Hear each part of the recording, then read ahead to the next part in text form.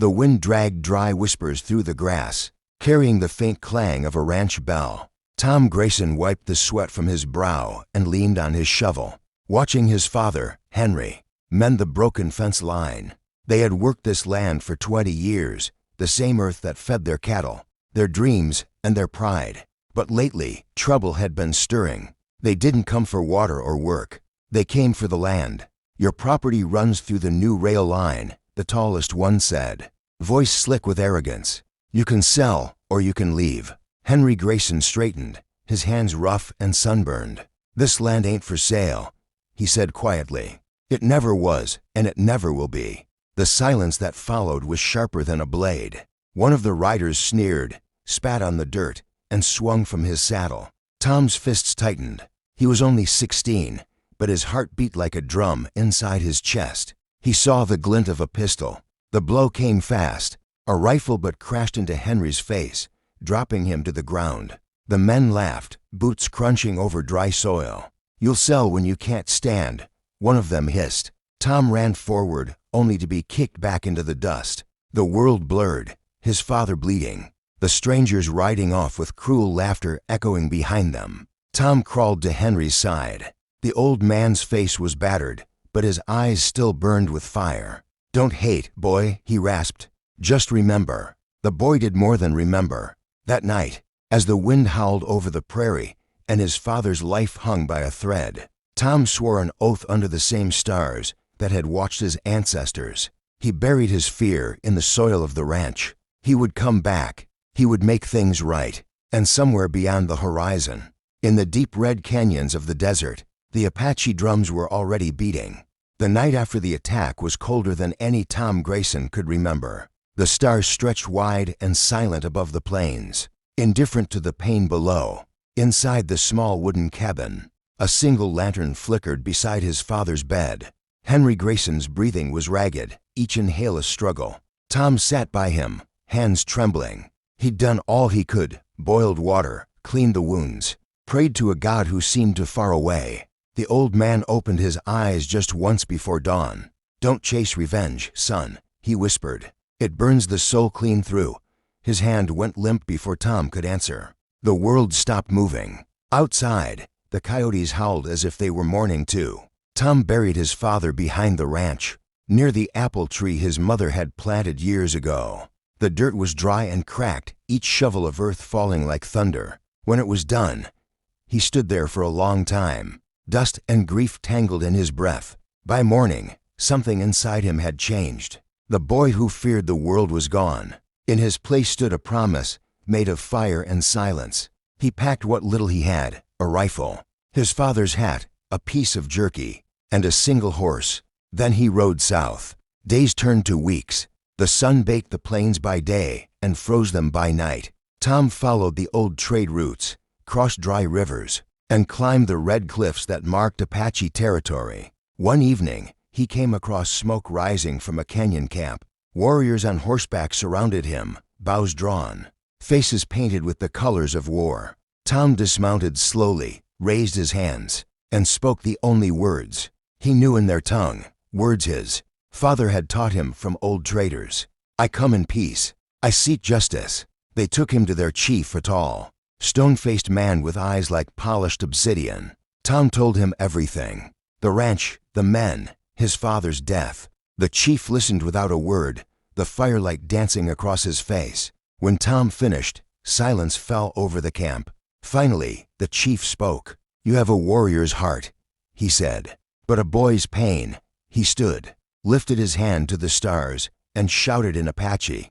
Drums answered from the cliffs. One by one, riders appeared from the shadows, mounted and armed, a sea of power waiting in the dark. 400 Apache warriors rode that night, for honor, for blood, and for a promise made by a broken son on a lonely ranch. The dawn broke over the plains like a blade of fire. The horizon burned gold, and the wind carried the distant thunder of hooves. From the ridge above the valley, Tom Grayson watched the land of his childhood come back into view. The same ranch that once held laughter, now silent as a grave. Behind him, 400 Apache warriors waited in solemn stillness, faces painted in the red and black of vengeance. For weeks, they had prepared, sharpening blades, binding arrows, whispering chants to the spirits of war. But Tom didn't feel like a conqueror. He felt hollow, carved out by pain and duty. "You lead today. This is your fight." Tom nodded. The ranch was smaller than he remembered, but every inch carried a ghost. He could almost see Henry Grayson's shadow hammering the fence. His laugh carried on the wind. Down by the corral, the same 3 men were there, laughing, drinking, stealing cattle that didn't belong to them. The one with the scar across his cheek still wore the same smug grin. Rage burned through Tom like wildfire, but he kept it buried deep. Revenge wasn't blind fury anymore. It was precise. He gave the signal. The valley erupted. From the cliffs poured the Apache riders, their cries echoing through the canyon, horses kicking up dust like storm clouds. The outlaws scrambled for their guns, but they were too slow. Arrows sliced through the air, shattering wood and bone. Tom rode at the front, his rifle steady, his heart a drumbeat of memory and justice. When the first outlaw fell, Tom didn't cheer. When the second dropped his weapon and fled, Tom rode past him. His eyes were locked on the scarred man, the one who had struck his father down. The man recognized him now, terror flashing in his face. "It's you, the rancher's boy," he gasped. Tom dismounted, walking through the dust and screams. The wind carried the scent of gunpowder and earth. He didn't raise his gun right away. "You took everything from him," Tom said quietly. "Now I take back what's mine." The outlaw reached for his pistol, but the shot came first. Tom fired once, clean and final. The man dropped without a word. Tom stood tall, the wind tugging at his coat, the ranch behind him glowing under the rising sun. The dust began to settle, painting the valley in shades of gold and ash. The cries of battle faded into the whisper of the wind. What had begun as vengeance ended in silence. Tom Grayson stood among the ruins of the ranch, smoke curling from the burnt fences, the soil still trembling with the echo of hooves. The Apaches had won, but victory felt heavy, not sweet. "You have your justice," the chief said, his voice calm as stone. "But does your heart rest?" Tom looked out toward the apple tree on the hill, the place where his father slept beneath the earth. "Justice don't bring back the dead," he murmured. "It only stops the pain from spreading." The chief nodded. "Then let the spirits carry your burden now." He raised his hand, and the warriors began to sing, a low, haunting chant that rolled through the valley like the hum of the earth itself. It wasn't a song of war, but of remembrance. Tom removed his hat, bowing his head as the sound wrapped around him, pulling the anger out of his chest and leaving only the memory of love. When the singing ended, the sun was high. The Apaches began to ride, one by one, disappearing into the desert from which they came. Chief Nahalo paused before leaving. "The land remembers kindness more than blood," he said. "Plant something where the pain once lived." Tom watched them fade into the horizon until only dust remained. He walked to the apple tree and dropped to his knees. The dirt was warm, the same soil his father had worked with his bare hands. He placed his rifle beside the grave, whispering, "It's done, Pa, the land's yours again." Then he took a seed from his pocket, one he'd carried since the night he left.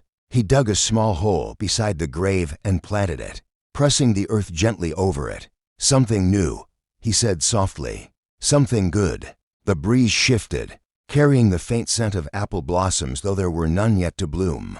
Tom stood, looking out over the valley, not as a boy anymore, but as the man his father hoped he'd become. As he mounted his horse and rode toward the fading sun, the ranch behind him glowed one last time in the golden light. The legend would live on, of a son who rode with 400 Apache warriors to reclaim his father's honor. And though the dust would rise and fall 1,000 more times over that land, one truth would never fade: justice might die with men, but honor endures forever.